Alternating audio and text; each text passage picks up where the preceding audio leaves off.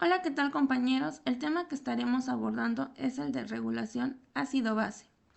En este video mencionaremos los mecanismos que regulan la concentración de hidrógeno, con especial énfasis en secreción y reabsorción renal, producción y excreción de iones de bicarbonato, uno de los componentes clave de los sistemas de control ácido-base en los fluidos corporales.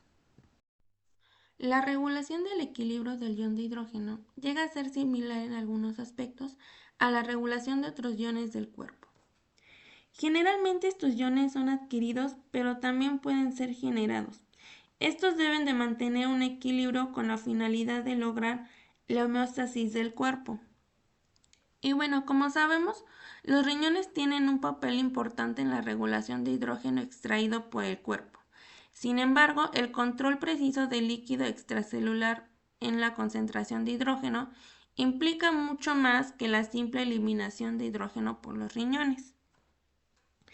El cuerpo puede generar y contar con gran cantidad de iones de hidrógeno, los cuales son excretados mediante mecanismos de amortiguación.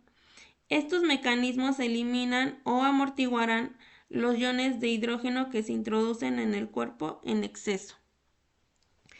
Estos mecanismos de amortiguación involucran lo que es la sangre, la célula y los pulmones. La concentración de iones de hidrógeno está regulada con precisión. Y bueno, ¿qué importancia tiene regular el hidrógeno? Pues las actividades de casi todos los sistemas enzimáticos del cuerpo están influenciadas por concentración de hidrógeno. Lo que esto nos lleva a que si existen cambios en la concentración de hidrógeno, puede alterar las funciones celulares y corporales. La concentración de hidrógeno en los fluidos corporales normalmente se encuentra en un nivel bajo en comparación a otros iones que tenemos en el cuerpo. Y en esta pequeña gráfica vamos a hacer una comparación entre el sodio y el hidrógeno. Y bueno, aquí podemos ver que el sodio tiene 142 mini equivalentes por litro en sangre. Y si comparamos los iones del hidrógeno, solamente tiene 0,0004 mini equivalentes por litro en sangre. Es una diferencia muy notoria. En sodio es 3.5 millones de veces superior la concentración normal de hidrógeno, y las variaciones normales de hidrógeno son de millonésimas en relación con las variaciones normales del sodio. Aún así, con esa pequeña diferencia, sí tiene cierto impacto en el cuerpo. Bueno, ahora hablaremos sobre los ácidos y bases, sus definiciones y significados. Iniciaremos con el ion de hidrógeno. Este es un solo protón libre liberado de un átomo de hidrógeno.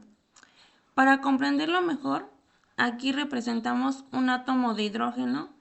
Este átomo se puede encontrar en cualquier tipo de molécula que tenga un átomo de hidrógeno.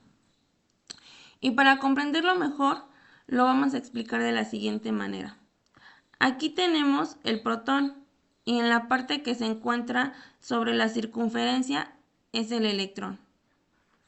Ok, entonces si razonamos la definición nuevamente, vamos a entender que básicamente el protón liberado al átomo de hidrógeno es un ion de hidrógeno. Creo que con este ejemplo puede quedar un poco más claro lo que es un ion de hidrógeno. Ahora podemos proseguir con ácidos. Son moléculas que contienen átomos de hidrógeno que a su vez pueden liberar iones de hidrógeno en una solución. Un ejemplo es el ácido clorhídrico, que debe tener una reacción química y esto lo logra mediante la unión con el agua.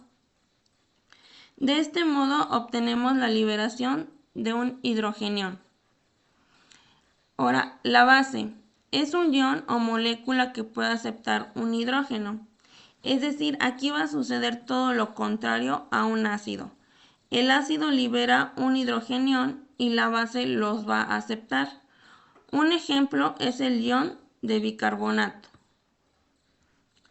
Las proteínas del cuerpo también funcionan como base, pues algunos de los aminoácidos que componen las proteínas tienen cargas netas negativas que aceptan fácilmente al hidrógeno. La hemoglobina en los glóbulos rojos y las proteínas en otras células del cuerpo se encuentran entre las bases más importantes. Como parte del tema todavía de ácidos y bases, tenemos lo que es base y alcalí. Estos se utilizan a menudo como sinónimos. El alcalí es una molécula formada por uno o más metales alcalinos, como lo que podría ser el sodio, el potasio y el litio. Estos son unidos con un ion muy básico como el hidroxilo. La porción de base de estas moléculas reacciona rápidamente con un hidrógeno para de esta forma sacarlo de la solución y son por tanto bases típicas. También tenemos lo que es alcalosis. Se refiere al exceso de eliminación de hidrógeno de los fluidos corporales, en contrario con el exceso de adición de hidrógeno, que se conoce como acidosis.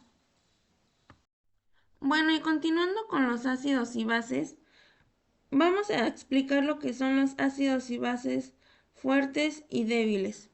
Un ácido fuerte como el ácido clorhídrico se separa más rápidamente y libera sustancias especialmente grandes. Un ácido débil como el ácido carbónico tiene menos probabilidad de separar sus iones y por lo tanto libera hidrógeno con menor vigor. Por la parte de las bases, una base fuerte es la que va a reaccionar rápido y fuertemente con hidrógeno y por lo tanto elimina rápidamente hidrógeno de una solución. Un ejemplo típico es el hidroxileo, que reactúa con el hidrógeno para formar agua. Una base débil típica es el bicarbonato, porque se une con hidrógeno mucho más débilmente que con hidroxileo. La mayoría de los ácidos y bases del líquido extracelular que participan en la regulación ácido-base normal son ácidos y bases débiles.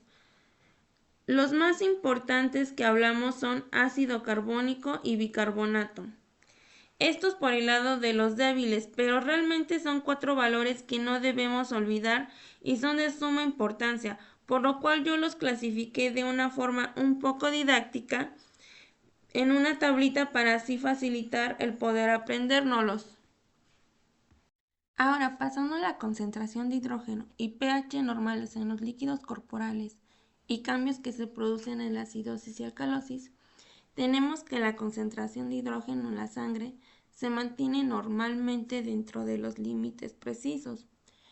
Es decir, el valor promedio de los iones de hidrógeno es de 40 nanoequivalentes por litro, pero estos pueden tener una variación de entre 3 a 5 nanoequivalentes por litro. Pero en condiciones más extremas, la concentración puede variar desde un mínimo de 10 nanoequivalentes hasta un máximo de 160 nanoequivalentes por litro. Y esos valores apenas sí podrían provocar la muerte. Manejar estos valores es algo complejo, por lo que la concentración de hidrógeno se va a expresar en una escala logarítmica usando unidades de pH.